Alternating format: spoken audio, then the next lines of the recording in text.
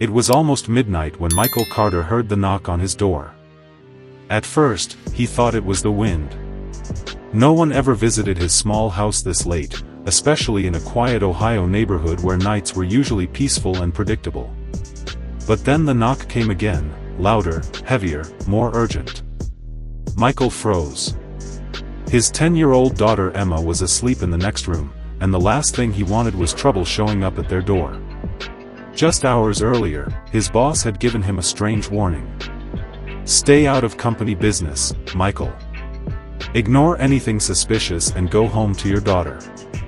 Those words kept echoing in his mind. And now, standing at his door at midnight, was the same woman who warned him. Her face was pale. Her hands were shaking. And when Michael opened the door, she whispered something that made his blood run cold. "They're coming." In that moment, Michael realized something terrifying. Ignoring his boss's warning might have just put his daughter's life in danger. And what happened in the next 30 minutes would change their lives forever. Michael Carter had learned one thing the hard way: life never gives second chances easily. At 42 years old, he was raising his 10-year-old daughter Emma alone in a small rented house on the quiet outskirts of Ohio. The house wasn't much: creaky wooden floors, peeling paint near the windows, and a porch light that flickered every few seconds, but to Emma, it was home. To Michael, it was survival. Every morning at 5:30 a.m., his alarm buzzed, and he dragged himself out of bed, careful not to wake Emma. He would quietly make her lunch, prepare her breakfast, and leave a small sticky note on the kitchen table. "Have a great day at school. Love you, kiddo." Then he would leave for work. Michael worked as a warehouse supervisor at a logistics company called Grayson Freight Solutions, a mid-sized company that handled shipping and storage across the state. The job paid enough to cover rent, groceries, and Emma's school supplies, barely. But it was honest work. And Michael needed stability more than anything. Because 3 years ago, his wife Sarah had died in a car accident on a rainy night. Since then, Michael had become both father and mother to Emma. And he promised himself one thing. No matter what happened, he would never let his daughter feel unsafe again. One Tuesday afternoon, something unusual happened at work. Michael was checking inventory reports when his boss, Rebecca Hayes, walked into his office. Rebecca was known for being strict, professional, and distant. She rarely spoke casually with employees, and when she did, it was usually about deadlines or mistakes. But today, her expression was different. Serious. Concerned. "Michael," she said, closing the office door behind her. Michael looked up. "Yes, ma'am." Rebecca walked closer and placed a file on his desk. "I need you to listen carefully." Michael felt a strange tension in the air. Rebecca lowered her voice. "There are some irregularities in the warehouse shipments."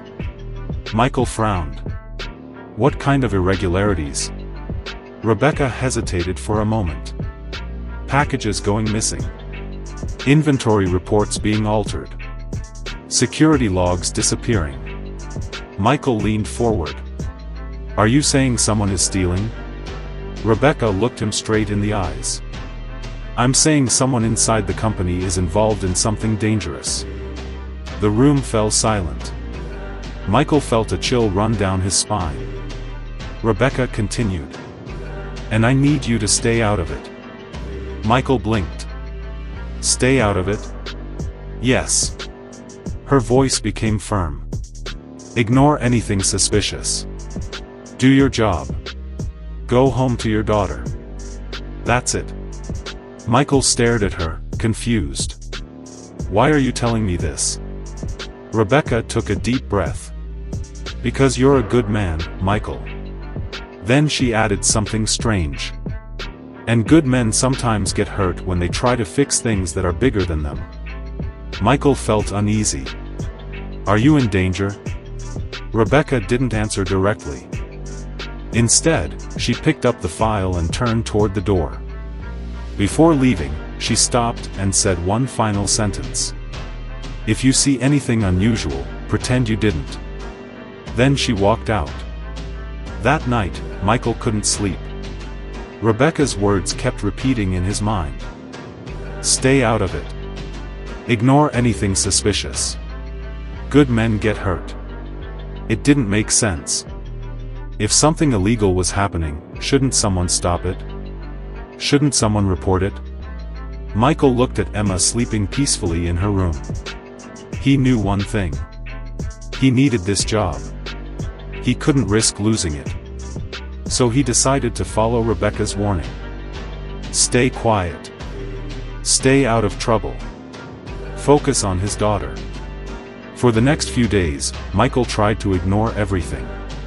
But strange things kept happening. Late-night trucks arriving without records. Employees whispering in corners. Security cameras being turned off during certain shipments. And one evening, Michael saw something that made his stomach drop. Two men loading large unmarked boxes into a private truck behind the warehouse. When they noticed him, they immediately stopped and stared. One of them stepped forward. "You didn't see anything?" Michael remembered Rebecca's warning. He nodded slowly. "Right. I didn't see anything." He walked away. Heart pounding. That night, Emma had a school project. She sat at the kitchen table, drawing pictures of their family. Michael smiled. "What are you drawing?" Emma showed him.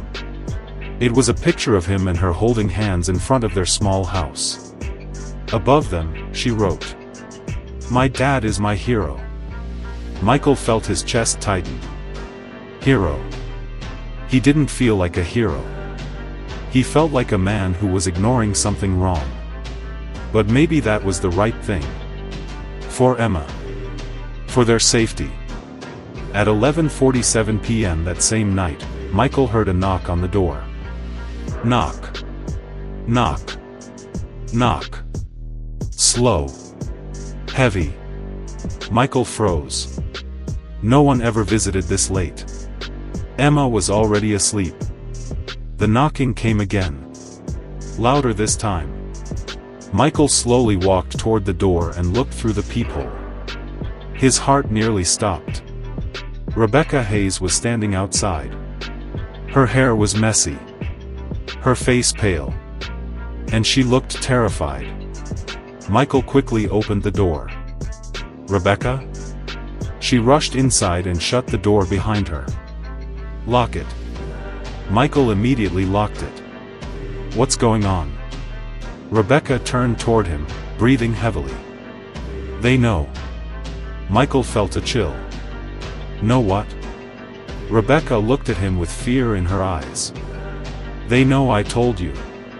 Michael's stomach dropped. "Told me what?" Rebecca whispered.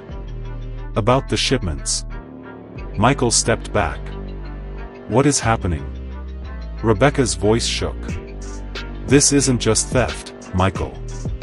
She looked around the house nervously. "This is human trafficking." Michael felt like the ground disappeared beneath him. "What?" Rebecca nodded, tears forming in her eyes. "The warehouse is being used to move people across state lines." Michael felt sick. "People?" "Yes." Her voice broke. "Immigrants. Runaways. Missing persons." Michael leaned against the wall. "Oh my God." Rebecca continued. "I tried to report it to the authorities. And now they're after me." Michael looked toward Emma's room. Fear filled his chest. "Why did you come here?" Rebecca looked at him with desperation. "Because you're the only person I trust." Then she said something that changed everything. "They're coming." Michael's heart raced. "Who?" Rebecca whispered. "The men from the warehouse." Suddenly, headlights flashed through the window. A car stopped outside the house. Michael looked through the curtain. Two black SUVs. Men stepping out. Emma's voice came from the hallway. "Dad?" Michael turned quickly. Emma stood there, scared. "What's happening?" Michael knelt down. "Go to your room and lock the door." Emma's eyes filled with tears. "Dad. Now." She ran. Michael stood up. Rebecca looked at him. "They'll kill us." Michael took a deep breath. Then he walked to the kitchen drawer and pulled out an old baseball bat. He turned to Rebecca. "No." His voice was calm. "They won't." Rebecca looked shocked. "What are you doing?" Michael looked at the front door. "For 3 years, I've protected my daughter from everything." He gripped the bat tightly. "I'm not letting monsters take that away." The door handle started shaking. Someone was trying to force it open. Michael stood in front of the door. Rebecca whispered, "We should run." Michael shook his head. "No." His voice became firm. "This ends tonight." The door burst open. 3 men rushed inside. Michael swung the bat. The first man fell. The second man charged. Michael hit him in the shoulder. Rebecca grabbed a lamp and threw it. Glass shattered. Chaos filled the house. One of the men pulled out a gun. Michael stepped in front of Rebecca. The man aimed. Suddenly, police sirens filled the night. Red and blue lights flashed through the windows. The men froze. Within seconds, officers stormed the house and arrested them.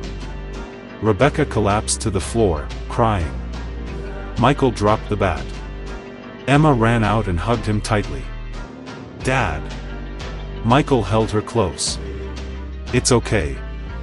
Police officers escorted the criminals outside. One officer approached Michael. "Sir, we've been tracking this group for months." Rebecca looked up. "You knew?" The officer nodded. "We were waiting for evidence." He looked at Michael. "Your boss contacted us before coming here." Rebecca nodded slowly. "I had to make sure Michael and his daughter were safe." Michael looked at her, surprised. "You risked your life." Rebecca smiled weakly. "Some things are worth the risk."